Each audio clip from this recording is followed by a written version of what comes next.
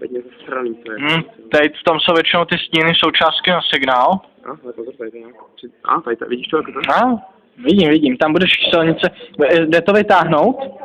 Nevím, to nevidím. Počkej, nasměruj to, ať tam jak vidíme. Já ti nevím, jestli to bude vytáhnout. Tadyhle už jsou displeje, ale. Zezadu. No to vlastně takhle jezdí, no.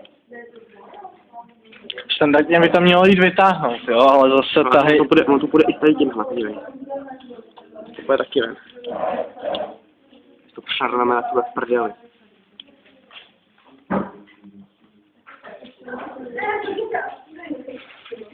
S takovým odborným servisem v Nokii asi nepočítali. Asi ne.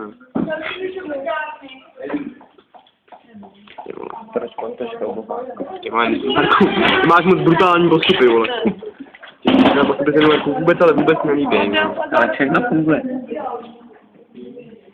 Zkus tu. Počkej, jak ono to vypadá. To vytah, jo. Opatrně. Si to bude vytáhnout. Tady to vypadá, že to je celý ústřed, to tady tak už je to takový celý rozvolněný. Jo, ono to je, aha, to je ten posun, vole, furt. To furt nic neřeší, to je furt jenom tady o tom posunu, vole. Tři otázka, jestli se k tomu displeji dostaneš. Jsou tam někde šrouby? Nevidím. No, tak nevidíš, šrouby to vypadá jako, že to jenom sobě nacvaknutý. A mé, vidíš, to tam jsou... Perka. To nepůjde sundat. Myslíš, že ne? Jak odpojit od sebe. To musí od sebe odpojit, že?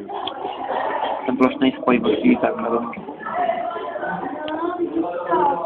Tak tady vypadá. Co natáčíš na video? To jo. Máme to. Jo, tak tam tady nalož to, no. Jak jsem přišel o mobil.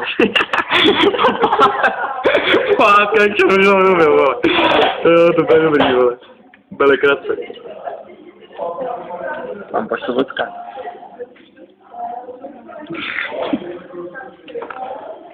Tybo, ale tam to asi nevím, jak to dostat ven, vole. To vypadává displej. Já bych spíš od tu šandu, od toho displeje odtáhnout od těch plošných spojů. Protože zase, jak to odtáhnout, to nemůže. No. A jo.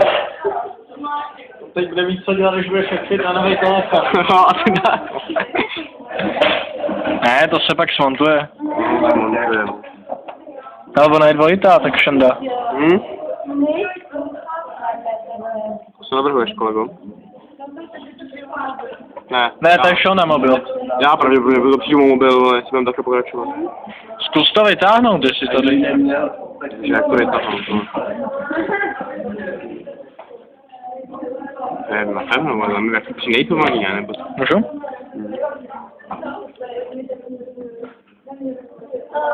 A my to teda teď zaprastený, vole. To.